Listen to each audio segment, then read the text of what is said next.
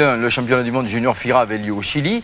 La France a perdu en finale. Dans ses rangs, Frédéric Michalak et Clément Poitrenaud, qui 6 mois plus tard se sont retrouvés avec le 15 de France. Belle promotion. Retour en image sur cette compétition, suivi également du premier tournoi mondial des moins de 21 ans, joué au mois de juin en Australie. Moins de 19 ans et moins de 21 ans, c'est l'autre cadeau de Rencontre à 15. C'est à Santiago, au pied de la Cordillère des Andes, que le 33e mondial junior a établi cette année son camp de base. Une grande première dans l'histoire de cette compétition. Santiago du Chili, capitale ultramoderne d'Amérique du Sud, 6 millions d'habitants et une pollution affolante. Direction le Country Club de Santiago pour des retrouvailles. L'Angleterre déjà battue à Foix il y a moins d'un mois, 25-11.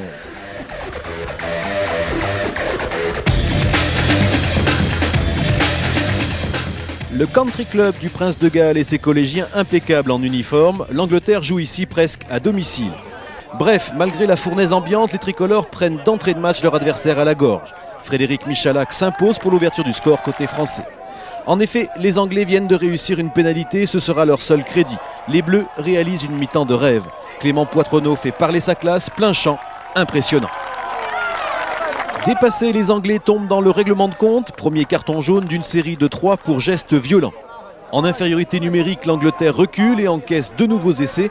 Geoffroy Messina conclut l'offensive sur son aile. Ça tourne à la correction. Et ce n'est pas fini. Clément Poitrenaud donne le tournis à la défense anglaise. Insaisissable le Toulousain. Repris in extremis, c'est finalement Romain Friand, l'Agenais, qui alourdira la marque. 29-3 au repos. Une sacrée gifle. En seconde période, les Bleus lèveront le pied. L'Angleterre, elle, aura un sursaut d'orgueil. Ellis, le demi-de-mêlée, envoie Neil Baxter inscrire le deuxième essai. Mais le résultat est là.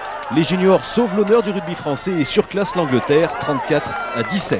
Les Bleus décrochent leur billet pour la demi-finale et retrouveront comme l'an passé le Pays de Galles, un adversaire qu'ils ont déjà battu cette saison. Et cette demi-finale sera moins facile à négocier que prévu. Plus frais physiquement, après avoir terrassé le Chili et l'Uruguay, les Diables Rouges imposent une féroce entame de match, mais sans concrétiser. Les Français répliquent le plus souvent sur des ballons de récupération.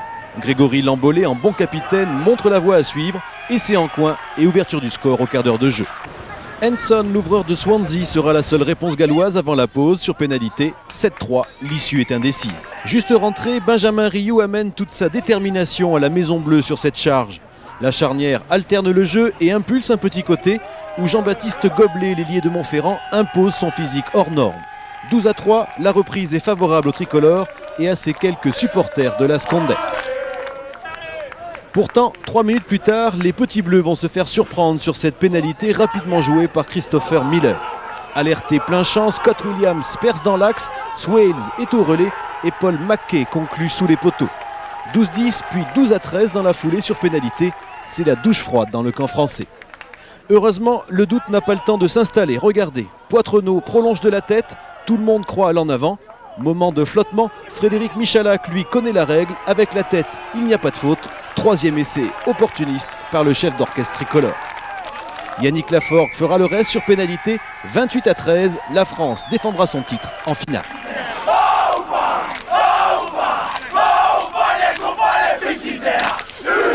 Le haka des Baby Blacks ne va pas couper les jambes des petits bleus dans cette finale. Au contraire, les tricolores signent une incroyable entame de match. 2e minute et déjà Julien Fiorini, le pilier toulousain formé à Angers, ouvre le score tout en puissance. Les Néo-Zélandais cherchent l'intimidation, la preuve avec ce plaquage à retardement sur Clément Poitrenaud.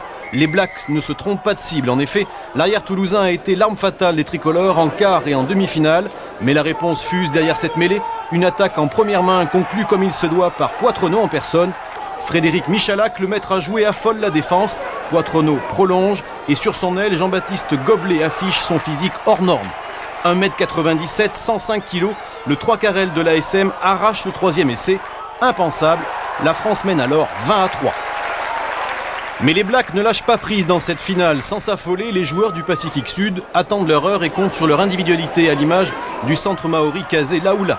Sa passe millimétrée décale Joko Rokoko, c'est bien son nom. Thomas Waldron conclut sous les poteaux. La Nouvelle-Zélande attaque une spectaculaire remontée au score.